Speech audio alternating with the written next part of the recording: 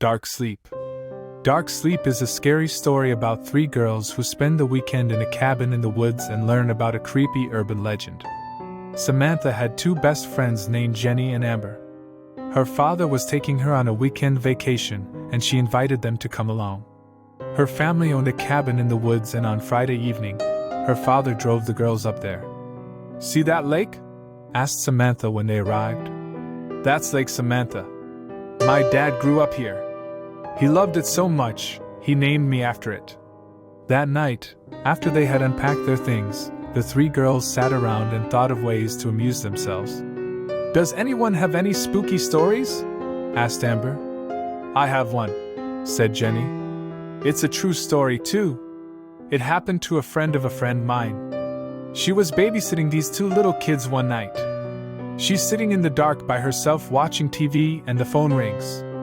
She goes over and answers it, and hears a voice on the other end breathing really heavy, and it says, 'Have you checked on the children?'" "Jenny, come on," Amber interrupted.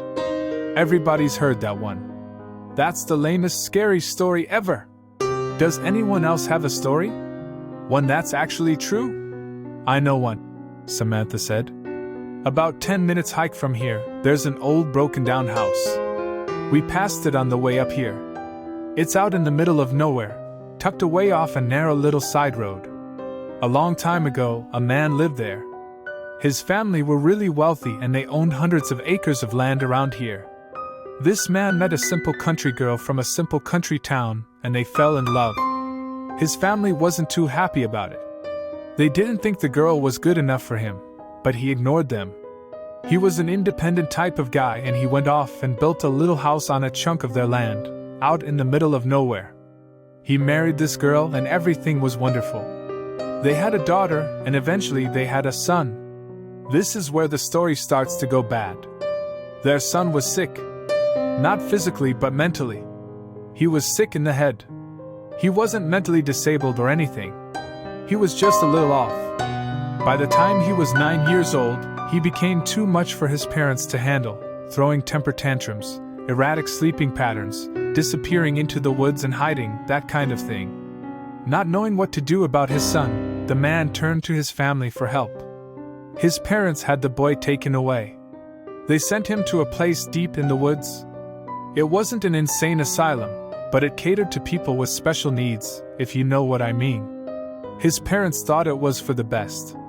Over time, the family got used to not having him around. They gradually stopped visiting him. They functioned as if they had never even had a son, and everything went back to being wonderful again. 8 years later, the boy, who was about 16 or 17 at this time, managed to escape from the hospital. The staff did a search, but he was nowhere to be found. His family was notified and they were devastated. They were worried for his safety. He had been alone in the wilderness for weeks and he was probably dead. But the boy wasn't dead. One night, he found his way back home. He crept into his house and one by one, he slaughtered his entire family. His father, his mother, his sister, all of them chopped to pieces.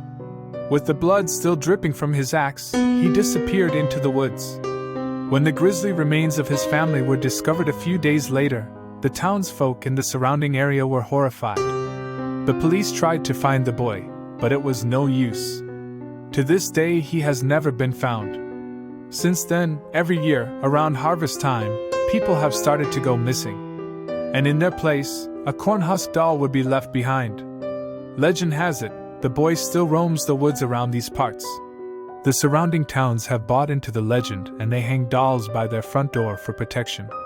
They say if the boy sees a doll hanging from the door of a house, he will pass that house by and leave the residents in peace. Nobody knows if it's true or not, but there's a doll hanging from the door of every house in town. "That's so creepy," cried Jenny. "Do you have a doll on your door?" "Of course," said Samantha. "My dad says he doesn't believe the legend, but we hung one just in case." "I think I just soiled my underwear," said Amber. Apparently, the house is still haunted by the ghosts of his murdered family, and if you go up there late at night, you can hear the whole thing take place all over again. "Do you think we could go up there?" Jenny asked. "Sure," said Samantha. But tomorrow, during daylight. There's no sense in tempting fate. That night, the girls slept in the same room and huddled together, trying to pretend they weren't frightened by the story and expecting to hear something tapping at the window at any moment. The next morning, Samantha's father made them all a big breakfast, and they went down to the lake for a swim. Around noon, they decided to make the trip up to the old haunted house. When they got there, the girls sensed an eerie presence in the old, dilapidated place. It was enough to make their skin crawl. They explored the ruins of the old house, peeking into corners and sifting through the rubble. After a while, Samantha spotted something half buried in the dirt. It was some sort of book.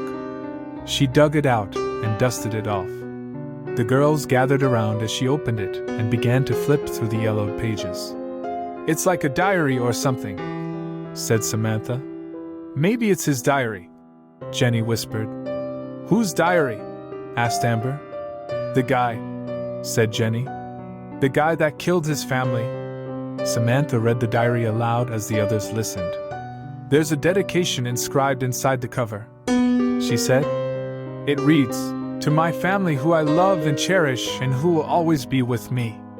September 5th, 1987. It has been hard alone. All they had to do was talk to me. They could not talk to me. I hear their voices late at night sometimes. I hear their screams. It is cold and dark. I needed love. They did not love me. The medicines are gone. I am free from all of them. If they could not love me, they had to go. Dark sleep for everyone.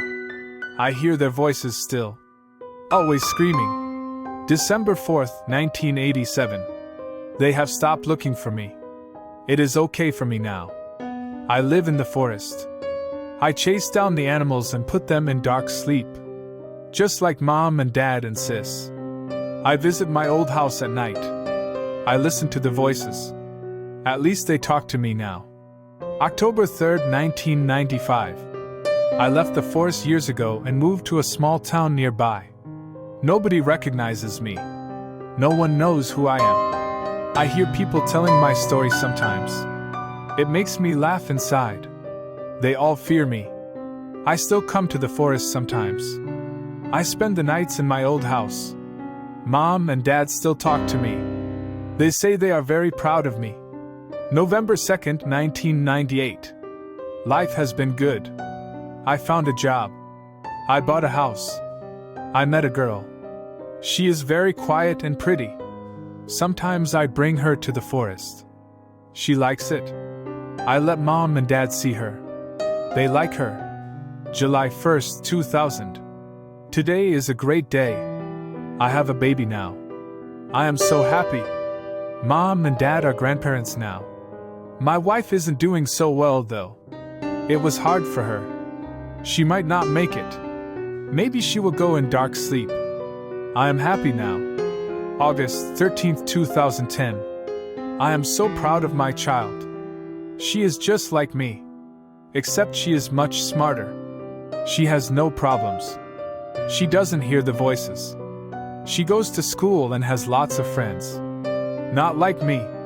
Sometimes I take her to the woods. I love her so much. I named her after the lake. Samantha. For a few moments after Samantha stopped reading, there was a stunned silence. "What the heck?" cried Jenny. "Samantha, is this some sort of joke?" Amber asked nervously. "It isn't funny. This can't be true," Samantha whispered. "It couldn't possibly be." Just then, they heard the sound of twigs snapping behind them. When they turned around, they saw Samantha's father standing there. There was a strange, pained look on his face, and he was holding an axe in his hands. "You weren't supposed to find that," he muttered. "There's no other way now. Dark sleep for everyone." "No, Dad!" Samantha screamed. "No! No! No! No!" When Samantha's father had finished chopping up the bodies, he put the pieces in large plastic bags and buried them deep in the woods, so deep that no one would ever find them. Now they could be together forever. "I'll watch over you now," he mumbled as he patted down the earth with his shovel. You may not understand now, but you will in time. This is the only way for us to be together. Dark sleep forever, we all stay together.